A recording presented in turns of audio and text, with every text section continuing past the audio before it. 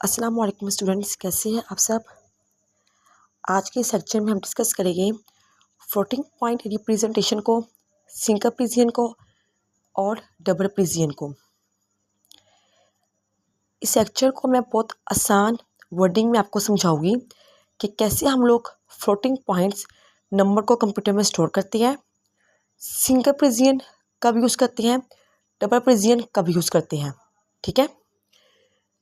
अब यहाँ पे आपने एक बात का खास ध्यान रखना है, जब भी हमने फ्लोटिंग पॉइंट्स नंबर को कंप्यूटर में स्टोर करवाना होता है तो हम साइंटिफिक बाइनरी नोटेशन में उसको कंप्यूटर में स्टोर करवाते हैं। ठीक है। साइंटिफिक बाइनरी नोटेशन में हम इस फॉर्मूले का यूज़ करते हैं, साइन मल्टीप्लाई मैंटीसा मल्टीप्लाई 2 की पावर एक्सपोनेंट, यानी कि 2 की पावर जो भी यहाँ पे होगी। ठीक है। जब भी हमने कंप्यूटर में फ्लोटिंग पॉइंट नंबर्स को स्टोर करवाना होता है तो हम साइंटिफिक बाइनरी नोटेशन में स्टोर करवाते हैं और इस फॉर्मूले के मुताबिक स्टोर करवाते हैं। ठीक हो गया। अब हमारे पास आती है सिंगल प्रिजियन और आती है डबल प्रिजियन।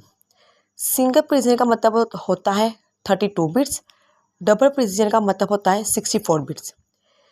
सिंगल प्रिजियन मीन्स कि अगर आपका प्रोसेसर, ठीक है, अगर आपका प्रोसेसर 32 बिट्स का है तो एट अ टाइम में 32 बिट्स के डाटा को प्रोसेस करता है। यहाँ से बात सुनिए कि इनमें फ़र्क है आपस में। अगर हमारे कंप्यूटर का प्रोसेसर 32 बिट्स का है तो एट अ टाइम 32 बिट्स यानी कि 4 बाइट्स के डाटा को प्रोसेस करता है। अगर वही हमारा कंप्यूटर 64 बिट्स का है तो वो एट अ टाइम 64 बिट्स यानी कि 8 बाइट्स के डाटा को प्रोसेस करता है। ठीक है। दोनों में हम इसी फॉर्मूले का यूज़ करेंगे। इन दोनों में हमने जब भी फ्लोटिंग पॉइंट नंबर्स को स्टोर करवाना है तो इस फॉर्मूले के मुताबिक ही स्टोर करवाएंगे। लेकिन यहाँ पे डिफरेंस ये होगा, अगर तो आपका कंप्यूटर सिंगल प्रिजियन यानी कि 32 बिट्स का है तो वो 4 बाइट्स के डाटा को एक वक्त में प्रोसेस करेगा। ये दरअसल स्पीड स्लो होती है एज़ कम्पेयर दिस। अगर आपका प्रोसेसर 64 बिट्स का है तो वो एट अ टाइम यानी कि एक ही टाइम में 8 बाइट्स के डाटा को प्रोसेस करता है और ये फास्ट होता है। ठीक है ना।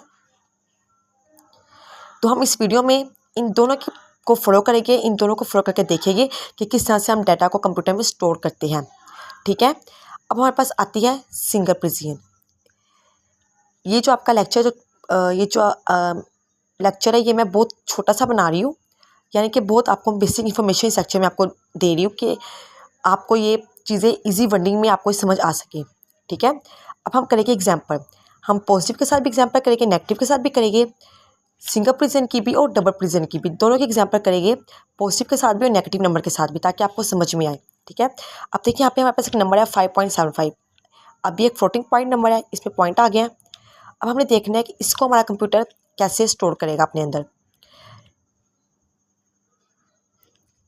सबसे पहले हम 5 का ले लेंगे एलसीएम 2 के साथ। आपको पता है जब हम 5 का 2 के साथ लेते हैं एलसीएम, 2 2 4 रिमेनिंग 1 बचा, 2 1 2 रिमेनिंग 0 बचा, तो क्या आया 101। यहाँ पे आ गया 101।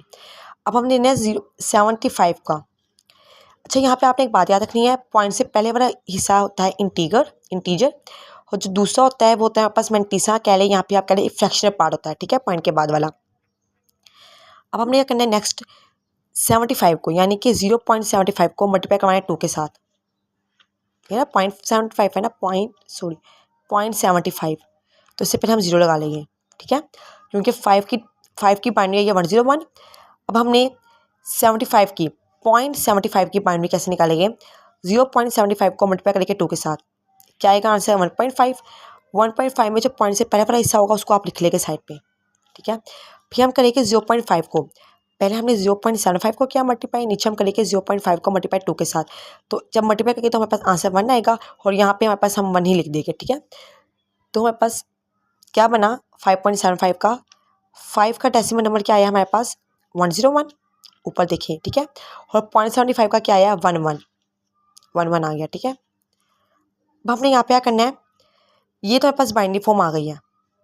ठीक है, अभी हमने क्या देखा कि हम जब भी हम फ्लोटिंग पॉइंट नंबर को कंप्यूटर में स्टोर करवाते हैं तो हम लोग किस फॉर्म में करवाते हैं, साइंटिफिक बाइनरी नोटेशन में, और ये हमारे पास खाली भी बाइनरी फॉर्म है। अभी हमने इस पर मजीद काम करना है।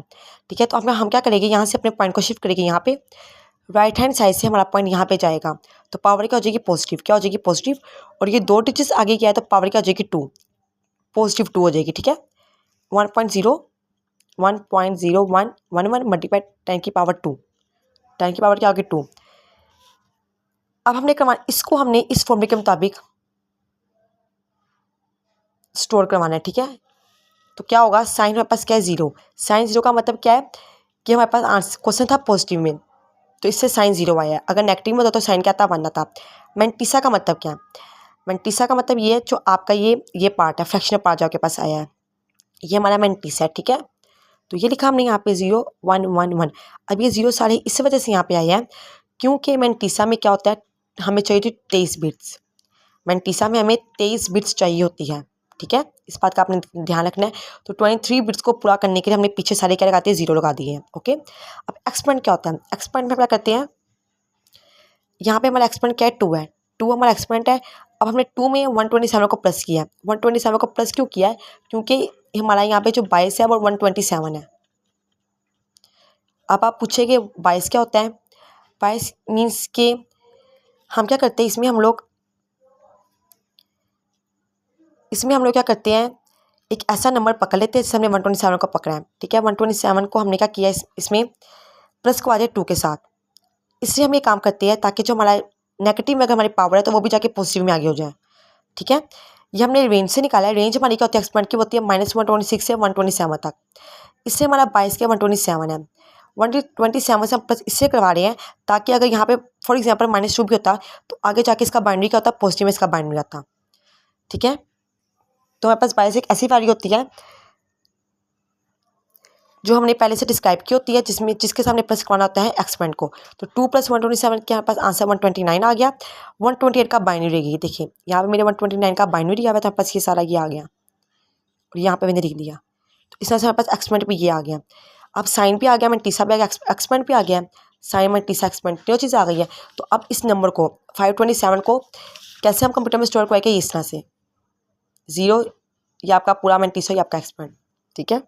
और अगर ये नंबर हमारे पास नेगेटिव में होता तो जस्ट बिट हमारी चेंज होती, 0 की जगह 1 पे 1 आ जाता और बाकी सारा सेम वैसे ही रहता, ठीक है। अब डबल प्रिजियन में अगर हम देखें तो 5.75 अगर हम डबल प्रिजियन में देखें तो सेम वही बात, 5 का ऐसे हमने 10 बनाया, 0.75 का मल्टीप्लाई करके 2 के साथ 1 आ जाएगा, 0.5 का मल्टीप्लाई 2 के साथ करके 1 आ जाएगा। इसकी हमारे पास बाइनरी फॉर्म ये होगी, ठीक है। पॉइंट हम शिफ्ट करेंगे तो हमारे पास ये आंसर आएगा, पॉजिटिव में है तो साइन बिट 0 आएगी, एक्सपेंड क्या आएगा, इसमें हम 2 में प्लस करेंगे 1023, ठीक है। इसमें हम क्या प्लस करेंगे 1023, ये रेंज है इस एक्सपेंड की कि मिनिमम से लेके मैक्सिमम रेंज इतनी हो सकती है। प्लस करके तो क्या आंसर आएगा 1025, और 1025 का जब हम एलसीएम लेके 2 के साथ तो हमारे पास ये वाली अमाउंट आ जाएगी, डन हो गया। फिर मैंटीसा निकालेंगे, मैंटीसा क्या होता है यही, ये हमारा जो फ्रैक्शन पार्ट होता है, तो ये मैंटीसा है। हमें यहाँ पे चाहिए थी 52 बिट्स, कितनी बिट्स चाहिए थी 52 बिट्स, यहाँ पे देखें, ठीक है। यहाँ पे हमें चाहिए थी 52 बिट्स मैंटीसा के लिए, एक्सपेंड के लिए 11 बिट्स, यहाँ पे हमें एक्सपेंड के लिए 8 बिट्स चाहिए होती है, ठीक है। ये आपने दोनों में डिफरेंस याद रखना है। तो यहाँ पे हमने 52 बिट्स कंप्लीट करने के लिए क्या किया, रिमेनिंग 0 लगा दिए, ठीक है। अब हमारे पास 5.75 डबल प्रिजियन में ये होगा, ठीक है। और अगर नेगेटिव की बात करें तो 0 की जगह पर 1 आ जाएगा और बाकी सारा सेम वैसे ही रहेगा।